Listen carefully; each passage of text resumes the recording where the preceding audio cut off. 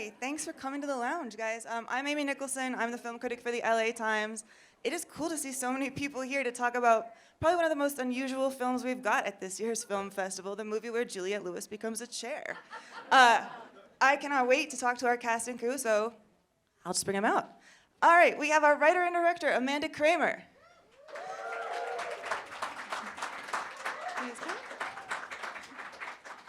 And let me bring out our entire cast. We've got Juliette Lewis, Robin Tunney, Samantha Mathis, Mamadou Atti, and Miranda Bailey.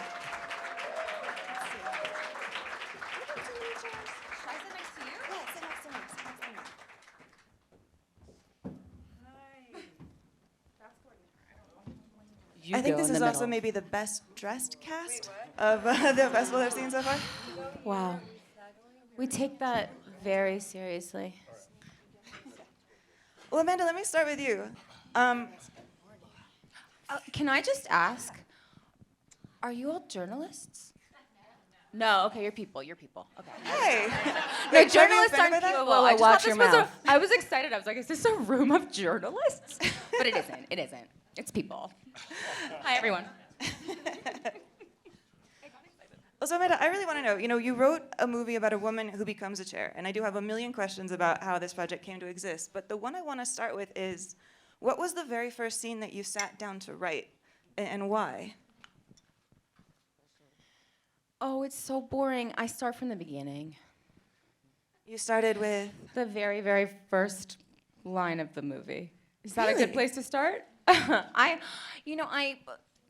You have visions in your mind and you write down little snippets of ideas, but in general for me, my very first thought was, I'm going to shoot a chair and I'm just going to think about how beautiful the chair is and I'm just gonna make myself laugh.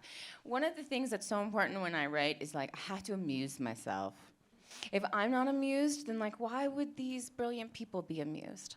If I'm asking amazing actors to go on a fantasy with me, they have to be having a good time when they're reading the script, even if it's making them sad. That's still the time. So I was like, okay, here's a chair, and I just think in my mind of people being like, wow, that chair is gorgeous. What a stunner. Oh. I love when people talk about furniture like that. I also loved hearing Melanie Griffith's voice. She did such an incredible job. Can I just be a dork about Melanie Griffith for 1 second? Yeah, let's talk about her since she's not here. So, I love... Like all women, we're talking about her because she's not here. I love Melanie Griffith. First I told my editor, who is my best friend, I said, oh my God, offer went out today to Mel G. I hope she does it. And he read it so quickly, he said, you want Mel Gibson to be the narrator? And I was like, Melanie Griffith, hello, read my mind, Not that Mel G. But when she showed up and, she was very lovely, shook my hand and everything. As soon as she was in the booth and she opened her mouth to talk, my knees got weak. I was like, it's Melanie Griffith's voice. Some people just have that voice, and she just has that voice. And Mel Gibson definitely does not belong in the Kramerverse. He belongs a lot of places, but the Kramerverse isn't one of them. He doesn't. But I love thinking about his agent getting that offer. Well, I appreciate that. Speaking of just getting offers, speaking of scripts coming to you, Juliette and Mamadou, how did this script come to you? What were you told? What was the process of just sitting down and reading it? Everything about this is the walk on the yellow brick road to the land of Oz, because this started as a general meeting, which, I don't know, I've done this 30-something years. Rarely does anything come of a general. But I saw a script immediately from Amanda. It was also a love affair from first. I wanted to do a metaphor. I didn't have one. Don't do it. But anyway, we connected, and the script spoke to me on such an emotional level. It broke my heart. I was doing another job that was very plot heavy, and so this spoke to me like music, and I longed for it when I was doing this other job, and so they got the money relatively quickly, and there I was in The Deep Valley. In the Deep Valley. Yeah, in a soundstage in the Deep Valley in August. It was hot. Yeah. Wearing We had lots to of get clothes. it made, and we had to do it in California because if we don't, who will? Amen. It's true. It's true. It was hot. Yeah, I met Amanda a couple years prior, just, I don't even remember exactly when, but we had a really nice conversation at LaMille in Silver Lake. Yeah, it was chill. And then, ran into her intermittently throughout the years, and then I one day got this script, and she was like, yeah, this character, Olivia, I'd love for you to read it. And I read it, and it was so elegant, but so daring. It was an immediate yes, and I was like, well, of course I'm doing this. Well, I mean, Miranda, you act in the film and you're also a producer on the film. How was it easy to get the money? How did you get the money and the people on board to make I this think movie? we got the last money like a week ago, so we can pay for the special effects now, which is great. Which there's, everything about this is special. But it came to me through Lauren Mann, who I did Swiss Army Man with, to read as one of Juliet's friends as an actress in the script. And I started reading it, and 15 pages in, I go, fuck, I have to produce this because it's totally on brand for me, for what I produce.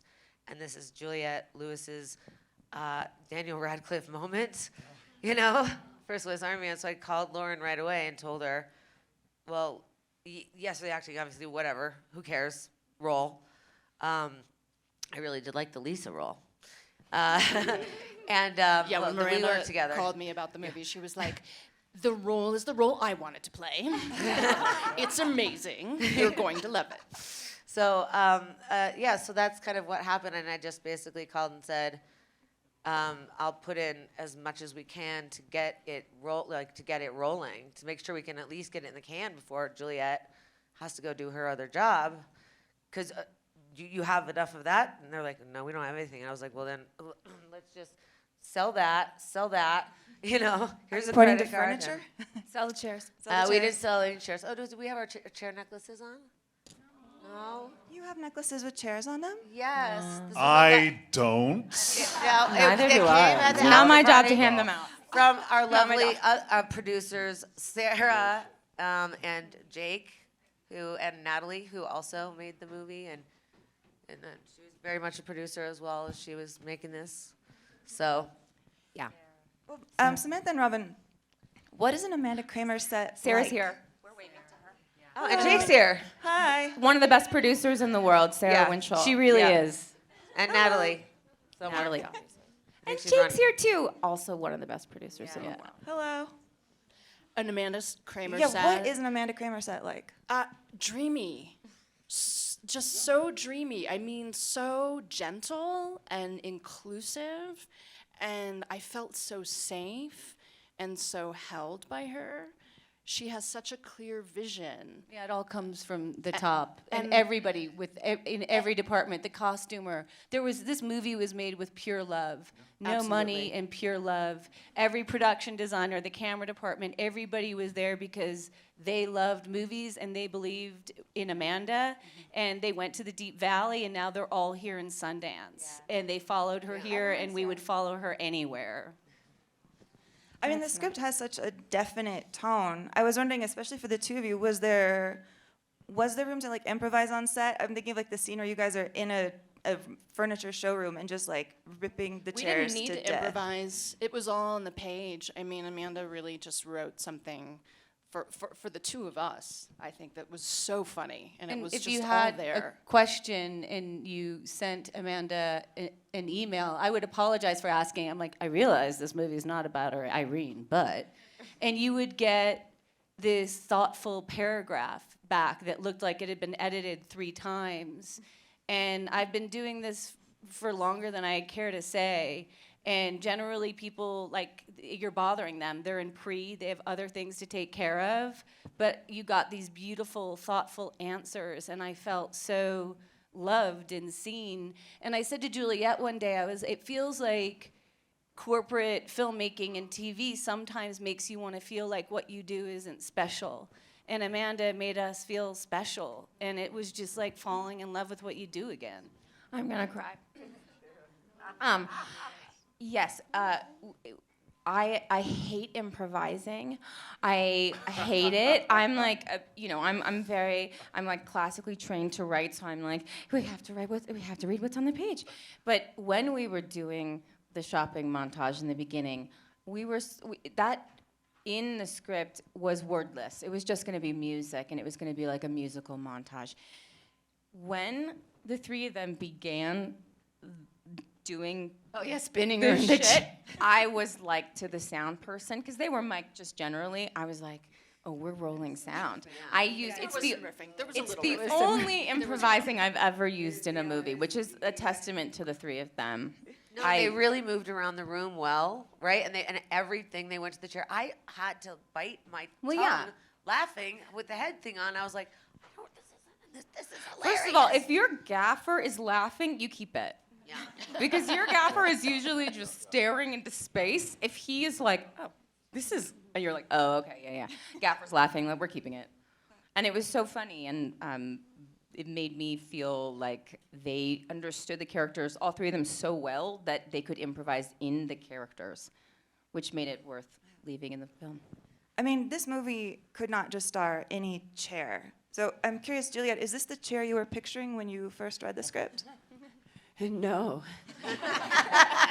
But I think it was a good choice because it's solid, it's wood, it's simple. But anyway, and now I own it in the mountains. I cried, I wept when it was I have the gifted. video if They anyone brought wants it to to her see it. Really in a sweet. bow when we wrapped.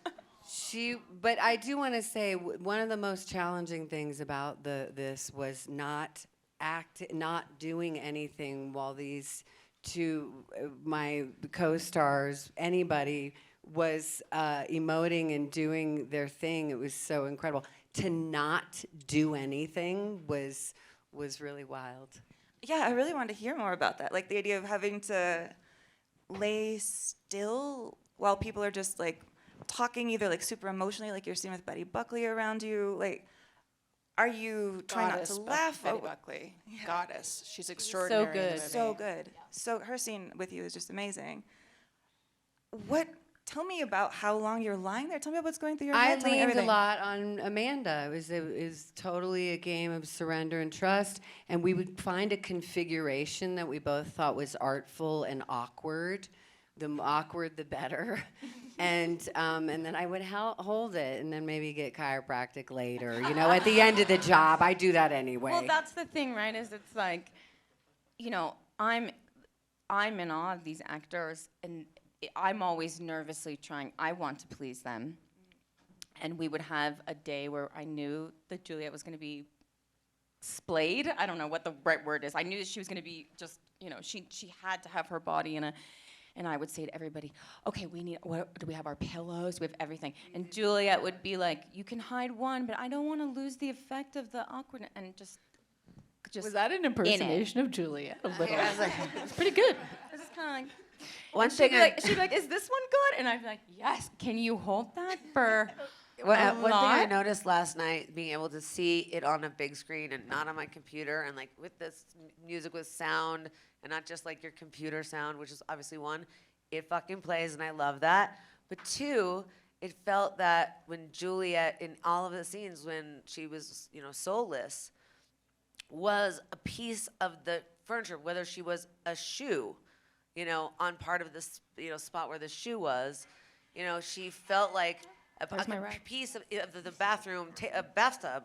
Like to me, what I saw was she actually became an object, which I never thought about, and it just popped out last night, like with all your positions and your positioning and the way that she was kind of being utilized as a tool by these actors, that I was like, oh my God, brilliant.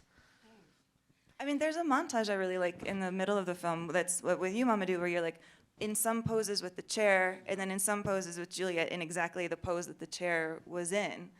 Which did you shoot first? You in chair or you and Juliet? I think it was same. It yeah. has to be the same to get it to be exactly the same. So you shoot Mamadou and Juliet, and then sub in a chair.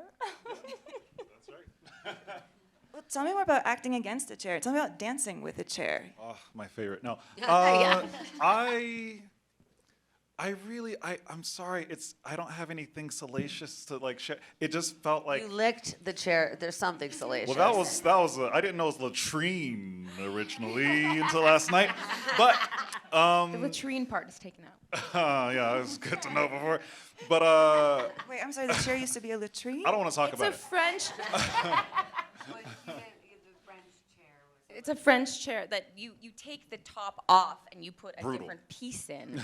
Not the piece he touched, but it has like it's a collapsible. Licking Yeah, latrines it's out like here. from the 1800s. You licked an So old it's a toilet? really dirty old one. But go Just on. in case Didn't anybody look at thought the it. No, it film was couldn't get sanitized weirder. in front of me. It was like triples. It's fine. Are you Yes, saying a sanitized. century of people have used that chair? I don't want to talk about this anymore.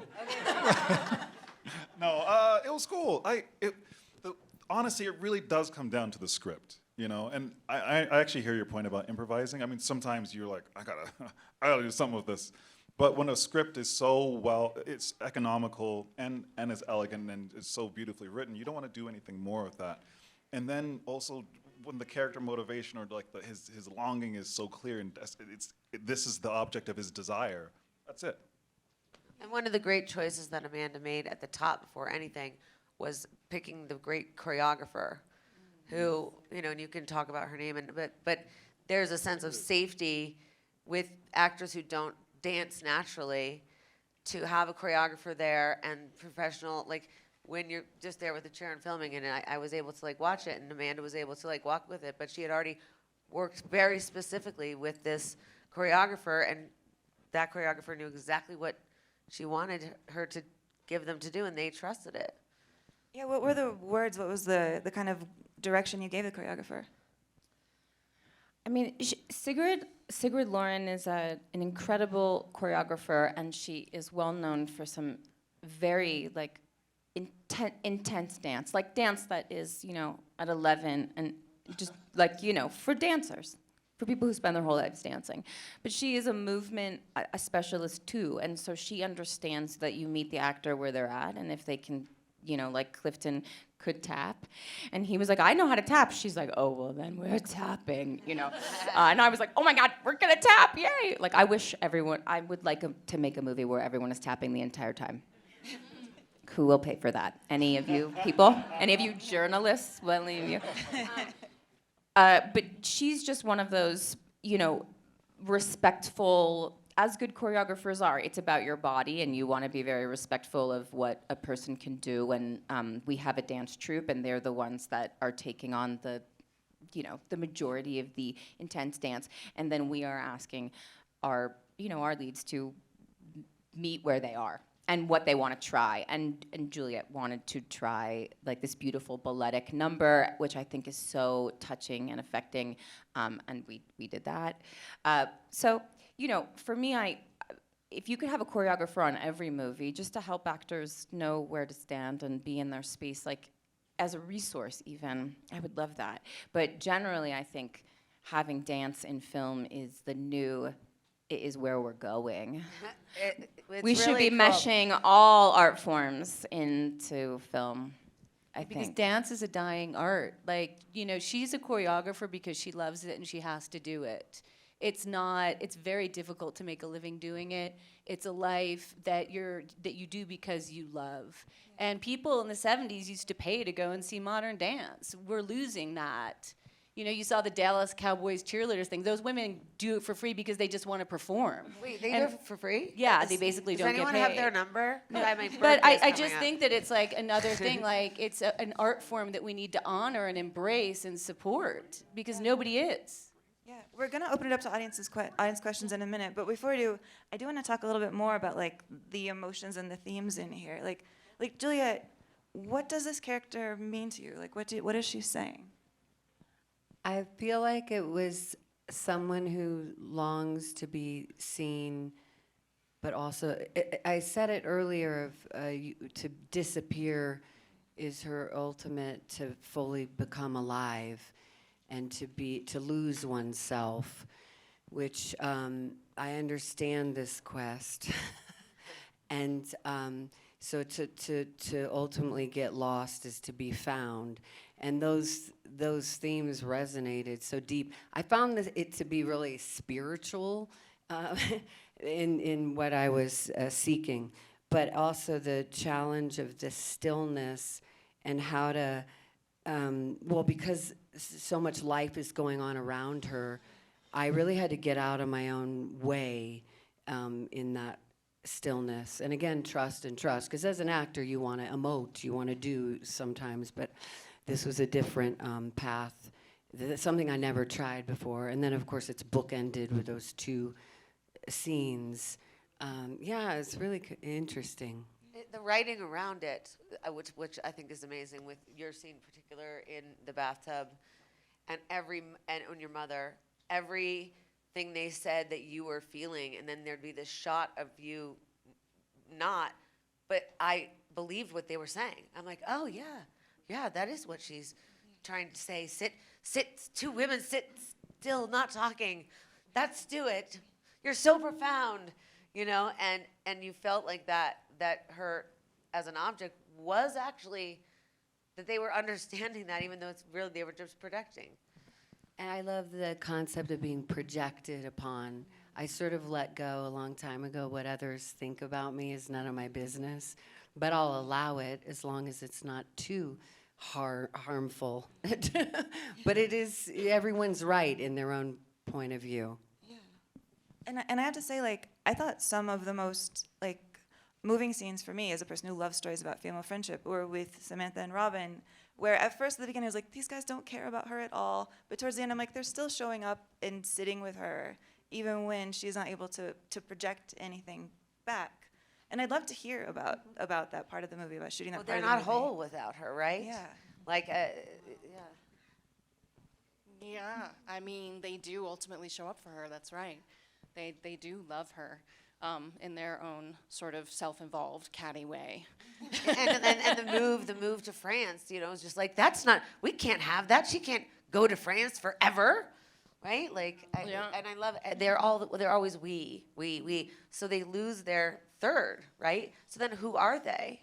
So they're going through this kind of question we all are as women, and I really like, and Julia, we were discussing this at the beginning of the movie, and maybe you, Robin, too, that it's very rare to see a movie that's starring women over, 40. A certain age. Yeah. Yeah. But there's no young ingenue in this. That's like, the next big thing or anything. And it's so important, what we're going through and how we feel. And I feel like this movie really captures that. I feel like people want to make you're basically in this space, they're like, young girlfriends, they go, oh, it's a great movie about young girlfriends. Oh, old ladies, they got a book club. Oh, Yeah. Old ladies go to Vegas, but the Yeah. middle-aged ladies get left in a garbage bag in the alley. Yeah. My favorite scene to write in Juliet's half of the movie, because I really approach the film as like two halves. Yeah. And I think tonally they're different, and it's funny because when I was talking to my DP and he was like, what are the colors we're going to use on each set and how are we going to work with this? I said, your leads in those parts of the movies will guide it. And if tonally it feels like one is being funny or one is being serious, we'll go with it. But obviously the Olivier set is gray, it's drabber, he has a nightlife, and Juliet's set is, pink and light, and she has like frothy wine with her friends. My favorite scene to write on one of my favorite scenes to write on Juliet's side is Wine with Lisa and Irene. And I will just, for me, like, I laugh at my own writing.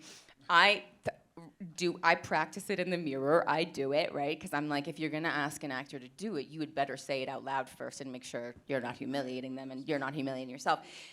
When they are like, the painter downstairs, I mean, it's the greatest moment of a writer's life to see two actors do something like that with your writing, to make it so real and honest. And I do think that's a moment of love for Camille, of like, she told you a secret and not me. And it's so, to me, it's like, you can see inside that not only are they a trio, but also like they're each fighting for a position to like one another better and to they're be still liked. 12 years old. Like, Yeah. we're still kids inside. They want to Yeah. be the favorite. I will make a movie about Martin, the painter who lives downstairs. That's a sequel. All right, I'm going to open it up to questions now. Who's got one? Yeah, right here in the front row. and just talk very loud if you can. Oh, we have a mic. Never mind. You're good. First of all, congratulations to all of you on this film. I want to know from each of you, what do you want the audience to walk away from after viewing this film with your specific characters? Oh, heartbreak and the sunrise, those feelings. Oh, but also just to, you hope to do things somebody's never seen before, and that is always an Amanda Kramer film. So I was glad to be in it, and yeah. Never really, well, before I started this, and, for characters that are, quite open-hearted like Olivier wants to be, I think about this Jenny Holzer installation from, what was it, like the early aughts. And it was in the Times Square marquees, and one of them said, "It is in your self-interest to find a way to be very tender." And I find it really touching. And I thought about that with Olivier, just soft and porous. And I mean, if I were to ask anybody to feel, I'd like the audience member to feel that sensation, just to open up and, accept. Mic drop. I mean, I don't want to follow that. I mean, I think with Lisa and Irene, I just hope that people are super entertained by them. I think that I had the best time working with Robin Tunney and finding our chemistry together. And I think that these two were pretty hilarious together. So entertained, but ultimately that they're taken on this mystical journey that Amanda Kramer's created. I guess like the witch from The Craft is actually funny. And I love independent film, and these are the movies I watch, and these are always the movies I wanted to be a part of. And I just, I hope people walk away saying, I've never seen anything like that, because that's very difficult to say in this day and age, because cinema's been around a long time, and this is completely original. And since I am the role that is the one that you're like, what is that? What does that mean? What is that? I want to have them have many different ideas and thoughts and answers for what that means. I know what it means because I asked her, and then to try to play that. But, I think you can think that, it's any of the characters in the scene. It's Juliet, it's the chair, it's what Mamadou's feeling inside, it's what these girls are. It could be anything, and it probably will be whatever that viewer projects that's going on with them. And I hope that's what happens with that. Awesome. We have time for one more. Is everybody shy? You can say just you can ask the most embarrassing, like you can just embarrass yourself and it's fine. My You can just boob completely fell out embarrass once, and we kept going. Great editing, excellent editing. All right. Oh, whoa, yes. Somebody's very brave. Hello. Hi. How did you pick out the chair for the film? Good. My production designer, Grace, who is just a spectacular eye. I would never work with a production designer who wasn't cool and didn't understand, she understands furniture. And we had so many chairs to look at, and she would send a pic and immediately be like, that's wrong. I know it already, it's wrong. I sent the pic, but you can't unsend it. She would also send pics of her little face on the chair, she would sit on it. I mean, it was a journey to find the right chair. But ultimately, it had to be one that didn't seem like there was much fuss to it. Because I think if you go too avant-garde or you even go too stuffed, then immediately people are like, well, that chair doesn't appeal to me. But also, there's something so sad about the plainest chair also being just the most gorgeous chair. So to me, I saw this chair and I thought, if we're all gonna call this chair, the stunner, and it's this calm and plain. Like what it says about our film and our universe is that we're looking for something else. Like, we are not looking for the flashy thing. We are looking for the thing that looks like it has a soul inside of it. We are looking for the thing that is not apparent on the outside. The chair itself says so much about what we're all doing in this universe. We're saying both something quite witty and funny, like, that's the chair you picked, but also we're saying, of course, it's not about the excess. It's not necessarily about the overt design. It's about the elegance of the design. Or the functionality, because it's not that comfortable. Yeah. No, but Oh, it's don't used. sit in it. It's Never used sit in it. useful. It is. It has purpose. Yeah. And I think that as women, one of the biggest challenges that we go through is, aside from having to get married and be a baby and be a caretaker and be a mother and all these and be a daughter, like, what is our purpose? And that chair is such an obvious purpose, and that's what's so underneath the film too. I mean, I have to ask before we go, Juliet, as the owner of the chair, do you sit in the chair? I just admire it. I do Respect. I She want to say respects it. one little nugget in the beginning when we did do the sitting in the chairs. There's a little smidgen of Sissy Spacek for me in what's the movie, famous movie with the two killers? Badlands. Badlands. She did this whole thing where she did this soliloquy and she would sit in different chairs in a house. And I don't know, that's I gotta watch my that. my homage Again. to her a little bit. I was glad. Well, thank you all for being here. Thank you, Amanda. Thank you, Juliet. Thank you, Mamadou. Thank you, Samantha. Thank you, Robin. Thank you, Miranda. Guys, thank you for coming. Thanks. I'm going to ask y'all to stay seated for a second because they have to run to a photo call. So if y'all don't mind keeping your seats while they run to a photo call. And yeah. All right, guys, enjoy the rest of your Sundance. We'll be doing stuff in here for the next couple days.